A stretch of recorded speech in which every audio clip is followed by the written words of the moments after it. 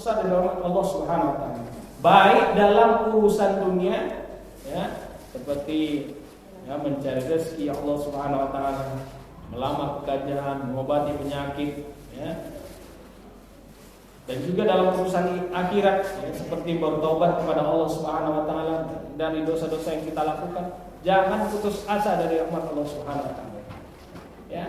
Kemudian kita sadari bahwa hidup ini adalah ujian. Hidup ini adalah ujian. Dan ketika kita mampu untuk melewati ujian-ujian yang Allah berikan kepada kita, maka insya Allah ya, Allah akan berikan ganjaran yang begitu sempurna dari ujian yang Allah berikan kepada kita. Nah, kemudian dalam urusan kita kepada Allah Subhanahu wa taala, mungkin kita banyak dosanya kepada Allah, jangan sampai juga berputus asa. Waduh, dosa saya udah banyak nih, enggak mungkin Allah mengampuni lagi nih. Itu namanya berprasangka buruk kepada Allah, kan gitu. Itu enggak boleh. Tadi sudah kita kupas panjang lebar di subuh tadi itu bersama Ustaz Muhammad Ilham tentang bagaimana apa?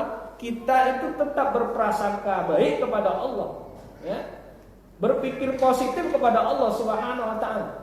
Jangan sampai kita berputus asa dari rahmat Allah Subhanahu wa taala, apalagi kita berprasangka buruk kalau Allah enggak mengampuni dosa-dosa kita. Ingat, ya. Seandainya pun dosa kita setinggi gunung, maka insya Allah ampunan Allah itu setinggi langit. Bahkan Allah Subhanahu wa taala betul-betul apa? Memanggil orang-orang yang berdosa itu dengan panggilan yang lembut, bukan dengan panggilan-panggilan kasar. Ya.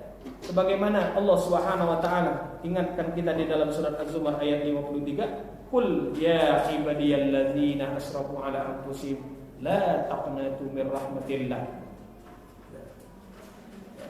Innallaha yaghfiru dzunuba jami'an innahu wal ghafurur rahim." Katakanlah, wahai hamba-hambaku yang melampaui batas.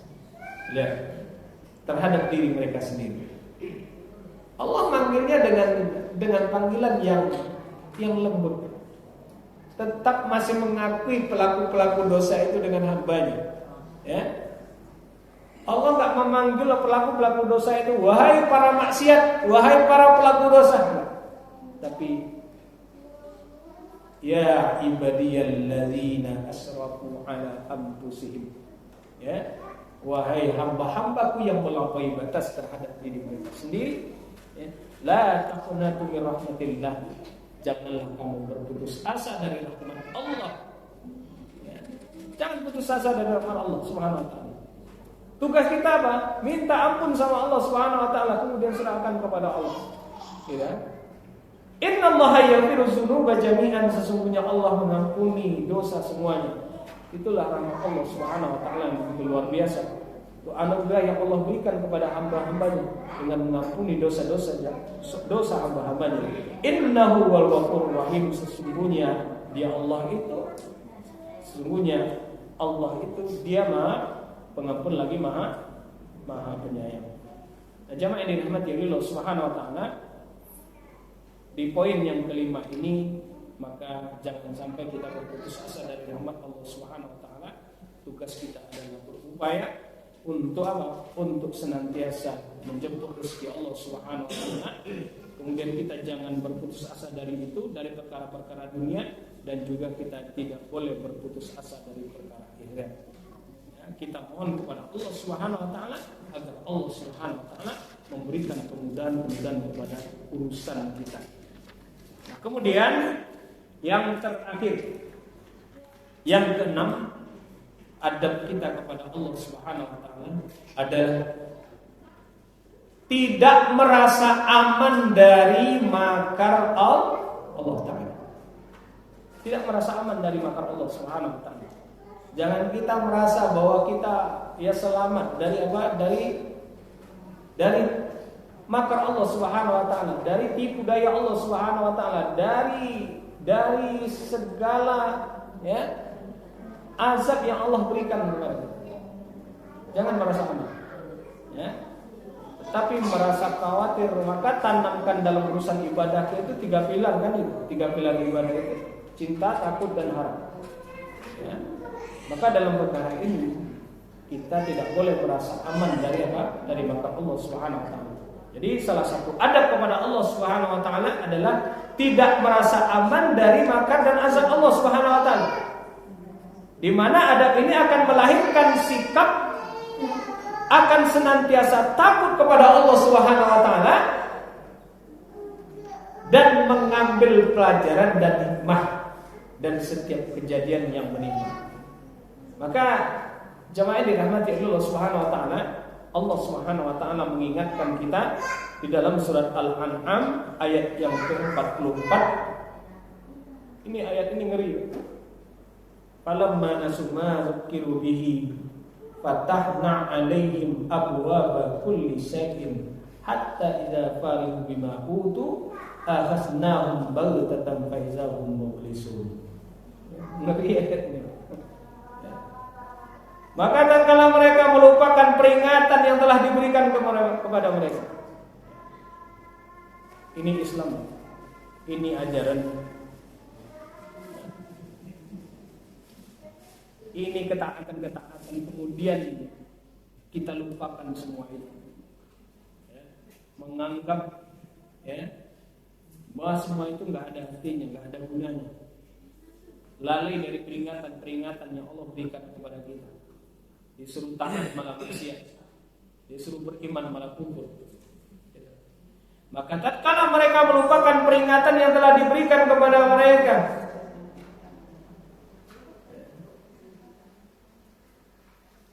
maka kami pun membukakan semua pintu-pintu kesenangan untuk mereka. Ya ngeri. Semakin maksiat kok semakin banyak kesenangan-kesenangan yang Allah berikan.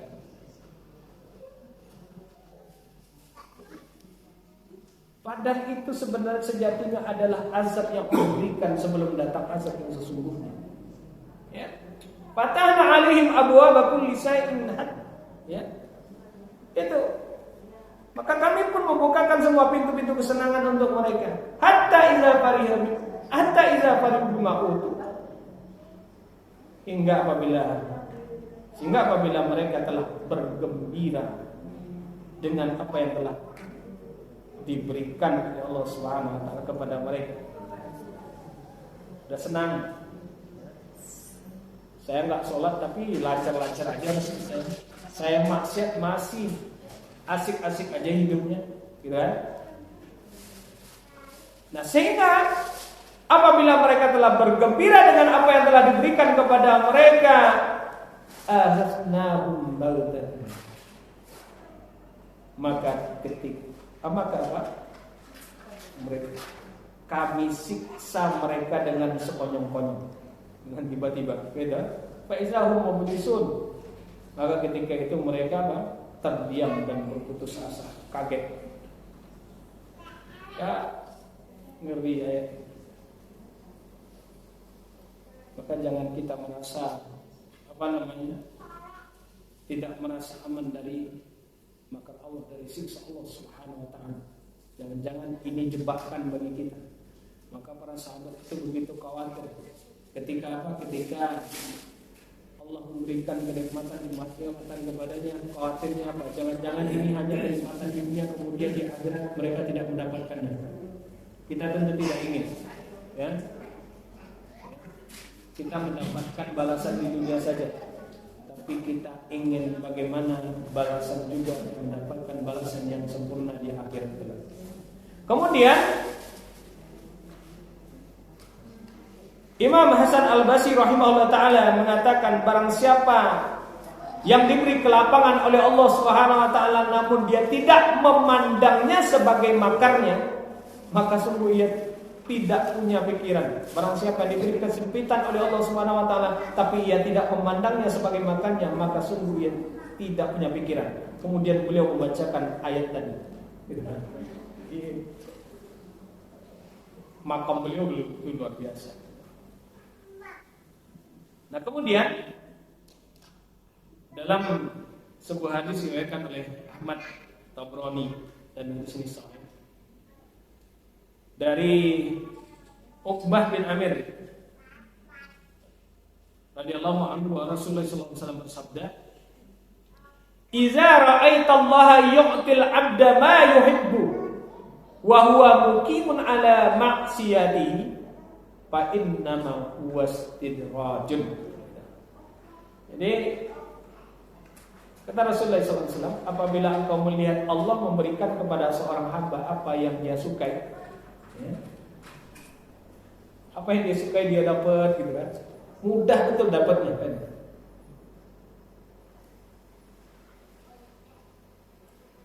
Wa huwa muqimun ala maksiatihi,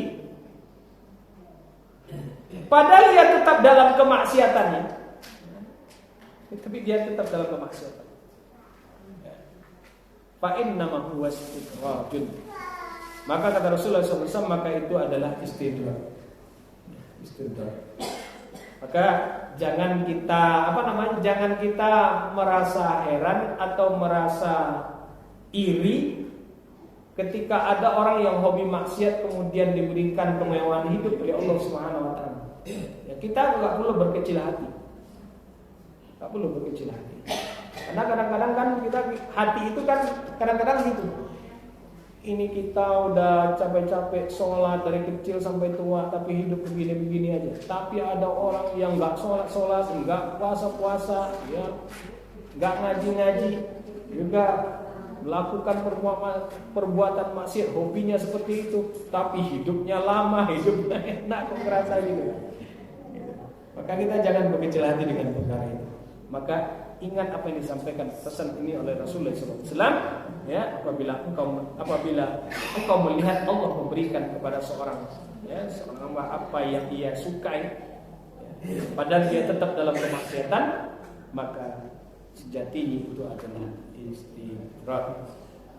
Jamaah dirahmati Allah Subhanahu wa taala, inilah 6 poin di antara adab kita kepada Allah Subhanahu wa taala. Yang pertama tadi apa? Syukuri kepada Allah Subhanahu wa taala. Kemudian yang kedua, malu kepada Allah, malu kalau bermaksiat kepada Allah. Kemudian yang ketiga, bertaubat kepada Allah Subhanahu wa taala. Kemudian yang keempat, tawakal. Kemudian yang kelima, ya, tidak berputus asa. Kemudian yang keenam, tidak merasa aman dari siksa Allah Subhanahu wa taala. Barakallahu fikum. Masih ada waktu 10 menit kalau ada yang ingin ditanyakan.